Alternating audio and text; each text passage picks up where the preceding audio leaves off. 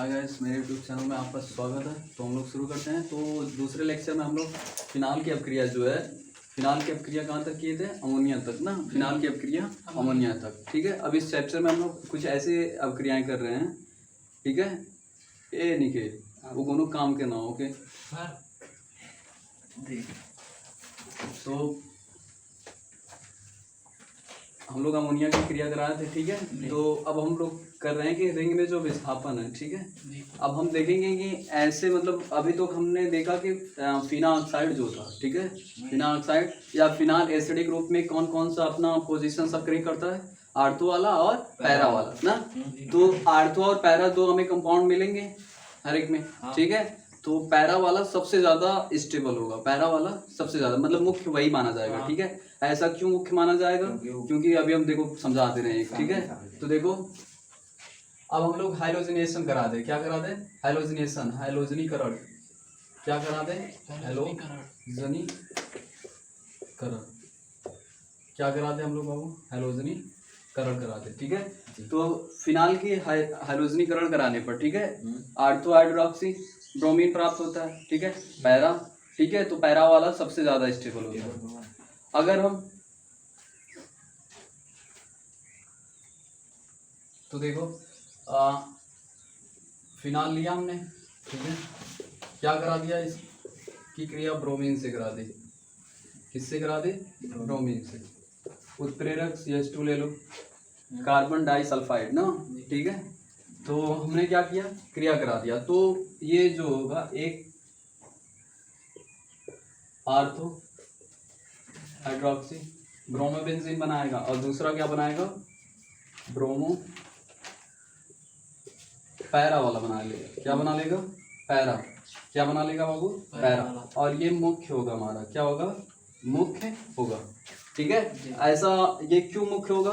तो देखो अभी हम समझा रहे हैं, पहले इसको देखो, ये पैरा और आर्थो कैसे बनना है, ठीक है। तो हमने देखा था जो फिना ऑक्साइड वाला होता है, फिना ऑक्साइड जो आयन होता है हमारा, ठीक है, वो अपने इलेक्ट्रॉनों को क्या करता है? यहाँ भेजता है, ठीक है। तो यहाँ कार्बन पे डेंसिटी बढ़ जाती है, डेंसिटी बढ़ जाती है, तो ये बॉन्ड ब्रेक कर लेता है, ठीक है। तो यहाँ क्या आ जाता है? माइनस। तो आर्थो पोजीशन पे क्या आ जाता है हमारा? माइनस।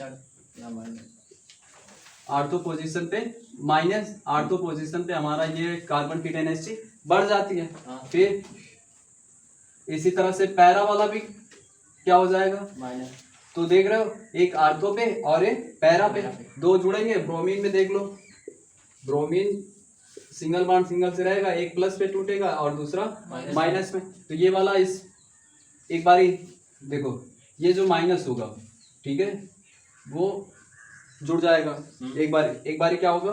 प्लस वाला जुड़ जाएगा। तो एक जो होगा आर्थो देगा, एक पैरा। तो पैरा वाला मुख्य होगा, ठीक है। तो ये जो है इसको यहां से मिटा दें, ठीक है। तो ये नोट कर लो। अगर हम फिनाल की अपक्रिया या हाइलोजनीकरण कराएं किसके?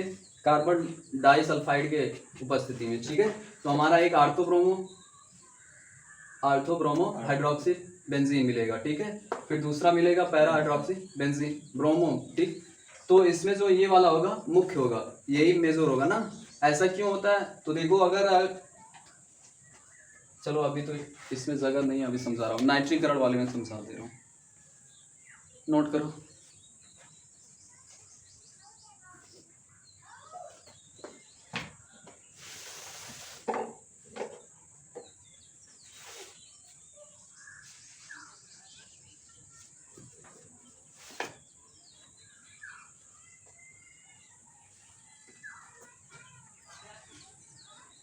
CF2 कार्बन डाइसल्फाइड,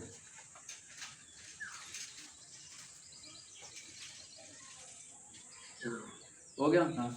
तो देखो अच्छा, एक अगर जैसे हम लोग अगर उत्प्रेरक लिए हैं, ठीक है, तो हमारा आर्थो और पैरा बनेगा। हाँ। अगर हम उत्प्रेरक ना लें, सीधे खाली हाइलोजनेशन करा दे ब्रोमीन के जलीय विलयन से, ब्रोमीन के जलीय विलयन से करा दे, तो क्या बनेगा? ठीक है। तो देखो जब हम इसको जलीय विलयन में ले लें, किसमें ले लें? जलीय विलयन में, तो हमारा एक आर्थो वाला बन जाएगा 2 Γ 4 2 3 4, ये ठीक है। देख अभी इससे देखेंगे तो यहाँ देखो एक यहाँ, दूसरा यहाँ, फिर तीसरी पोजीशन, ये सक्रिय होगी कि नहीं होगी? तो मतलब फर्स्ट वाली वीडियो में, फर्स्ट वाले में हम लोग देखे थे कि जो फर्स्ट लेक्चर था उसमें कौन सा आर्थो वाला, पैरा वाला और आर्थो डैश वाला सक्रिय होता है। तो अगर हम इसका जलीय विलयन में बिना उत्प्रेरक की अपक्रिया करा दे, क्या करा दे? बिना उत्प्रेरक, तो हमें क्या प्राप्त होगा? 2, 4, 6, ठीक है। ट्राई ब्रोमो, नहीं ट्राई ब्रोमो, ट्राई 3 ब्रोमो है, ठीक। ट्राई ब्रोमो हाइड्रोक्सी बेंजीन या फिनाल, ठीक है। इसका नाम हो जाएगा, लिख लोगे ना? Tribromo phenol, bromo phenol कर दो या हाइड्रोक्सी बेंजीन कर दो, ठीक है। तो लिखो, इसको भी लिख लो, ठीक है। कुछ लिखना नहीं, बस यहाँ जलीय विलयन, अगर ब्रोमीन का जलीय विलयन ले ले, ठीक है, तो सीधे बिना उत्प्रेरक की उपस्थिति में कराएंगे तो 2, 4, 6 ट्राई ब्रोमो बेंजीन प्राप्त होगा, ठीक है, हाइड्रोक्सी बेंजीन।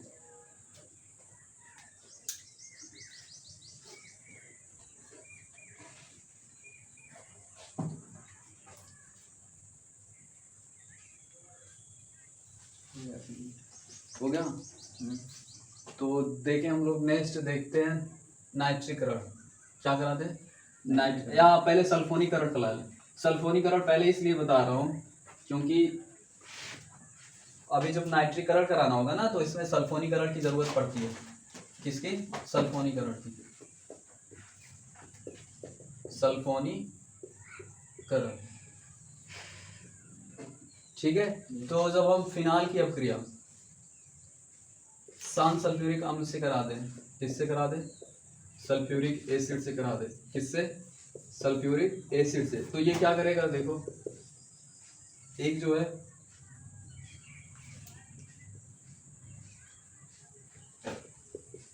इस तरह से, ठीक, जो शांत सल्फ्यूरिक अम्ल होता है इसमें जो दोनों हाइड्रोजन होते हैं, ठीक है, इसमें कुल टोटल 4 ऑक्सीजन होती है। 2 ऑक्सीजन डबल डबल बॉन्ड से और 2 ऑक्सीजन सिंगल सिंगल बॉन्ड से जुड़ी होती है। इसी तरह से एक देखो, इसी तरह से इधर भी रहेगा, ठीक है। तो मैं बस इतना दिखा रहा हूँ कि ये जो होगा टूट जाएगा तो माइनस में और ये प्लस में, सल्फोनिक वाला। तो आप बताओ क्या बनेगा? 2 तरह का प्रोडक्ट बनेगा हमारे पास, एक आर्थो और एक पैरा, ठीक है। क्यों बन रहा है?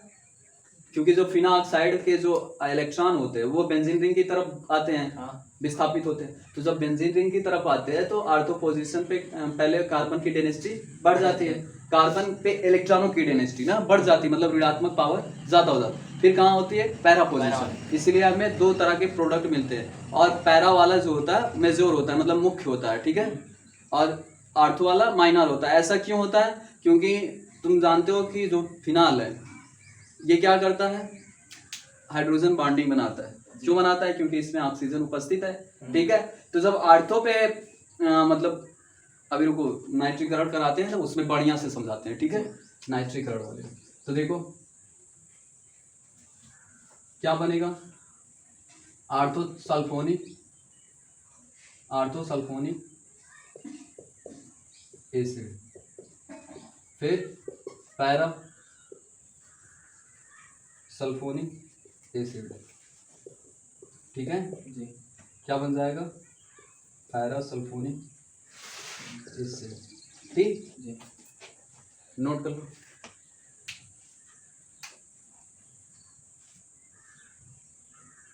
इसमें से कोई उत्प्रेरक नहीं है? नहीं, बस शांत रहेगा ये, ठीक है।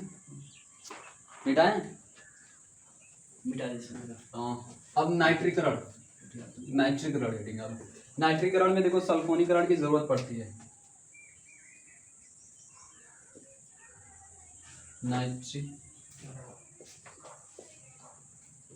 नाइट्रीकरण में अगर देखो 20% सांद्र HNO3 आप ले रहे हो, मतलब तनु ले रहे हो कि तनु है ये HNO3 कैसा आपका तनु है। 20% का मतलब बहुत हल्का है, तनु है, ठीक है। तो जब 20% लोगे, कितना? 20%, तो क्या बनेगा?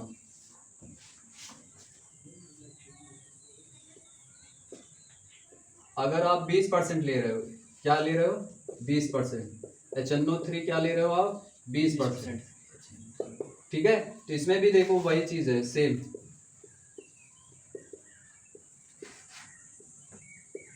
तो बचेगा क्या आपका? NO2, ठीक है, क्या बचेगा आपका, ये प्लस में, ये माइनस में, ठीक है। तो क्या करेगा बाबू, एक आर्थो पोजीशन पे अटैक करेगा, एक पैरा पोजीशन पे, तो दो तरह के आपके प्रोडक्ट बनेंगे। कौन सा माइनर होगा और कौन सा मेजोर होगा? पैरा वाला मेजोर होगा। हाँ, पैरा वाला मेजोर होगा, सही, और माइनर मतलब अल्प होगा, ठीक है। अब इसको देखते हैं ऐसा क्यों हो रहा है सर, तो ऐसा इसलिए हो रहा है, चलो देखते हैं, इसको नोट करो, ठीक है।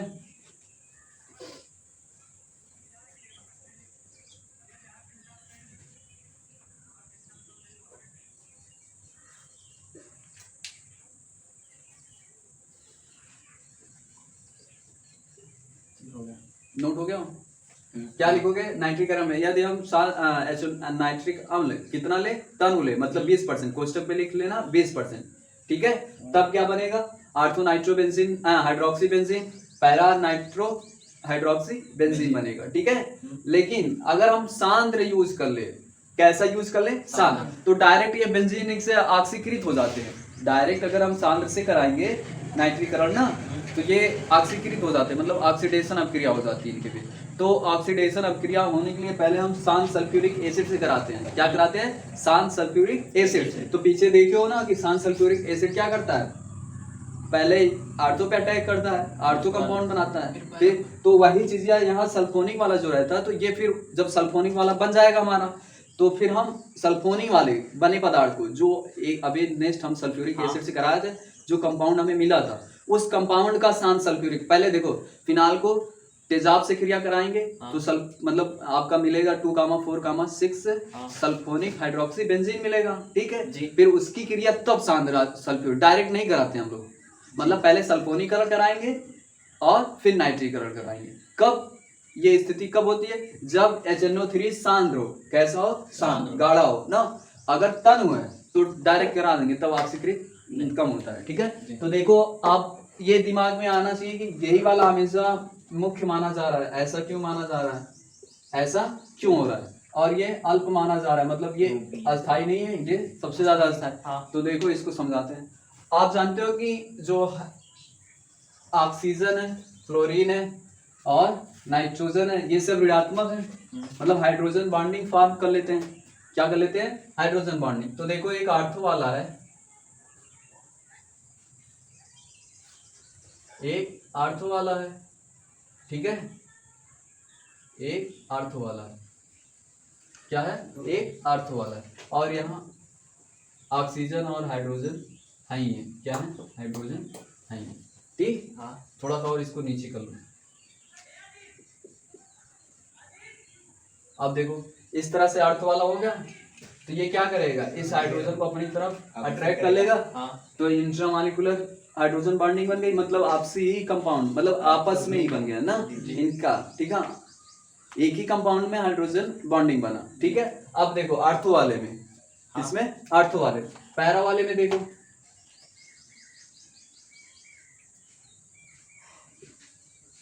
पैरा वाले में यहाँ OH होगा, हाइड्रोजन यहाँ होगा, और मान लो ऑक्सीजन एक यहाँ एक यहाँ। अब ये यहाँ तक हाइड्रोजन बॉन्ड फॉर्म कर पाएगा, नहीं कर पाएगा ना।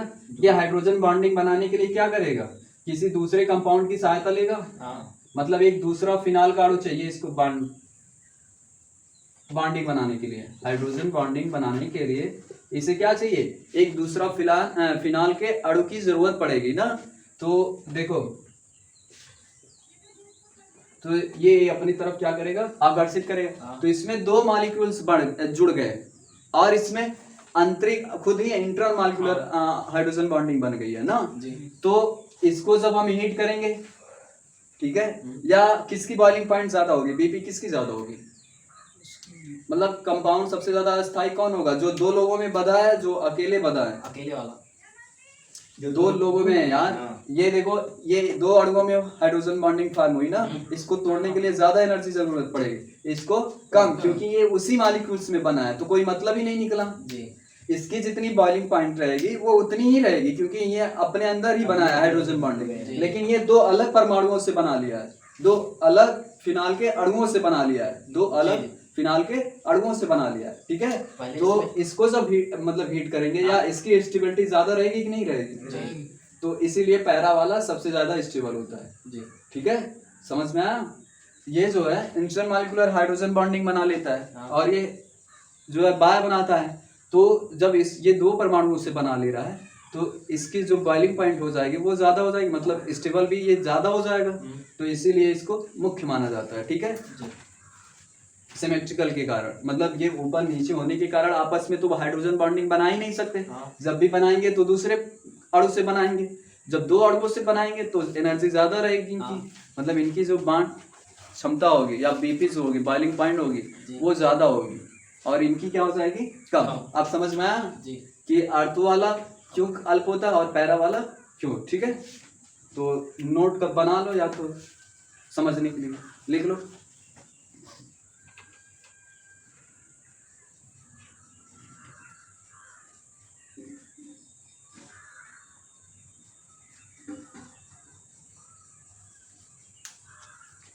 ठीक है, समझ में आया। देखिए जी सर। आ गया। अब चलो नाइट्रिक सांद्र करा दे। अभी तो हमने तनु लिया था, क्या लिया था, तनु लिया था, तो क्या बना था हमारा, आर्थो और पैरा पैरा वाला कंपाउंड बना था ना।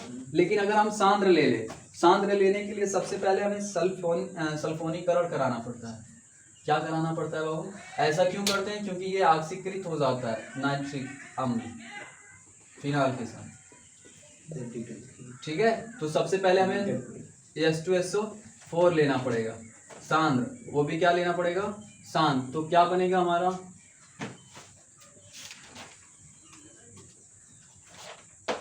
आर्थो SO3 2,4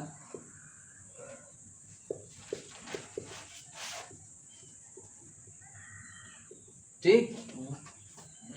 अब इसका हम क्या कराएंगे, नाइट्रीकरण कराएंगे। अब जाके डायरेक्ट नहीं कराएंगे, ठीक है, क्योंकि ये ऑक्सीकृत हो जाता है, ठीक है। तो यही जो है इसको कौन विस्थापित कर देगा, नाइट्रो वाला कौन विस्थापित कर देगा, नाइट्रो ये देखो HNO3 का है, ठीक है। तो ये माइनस और ये प्लस, ये इसको क्या करेगा, हटा देगा, इसको भी हटा देगा और इसको भी हटा देगा, ठीक है। तीनों को हटाएगा तो हमारा क्या बन जाएगा, क्या बन जाएगा, बंद कर दो।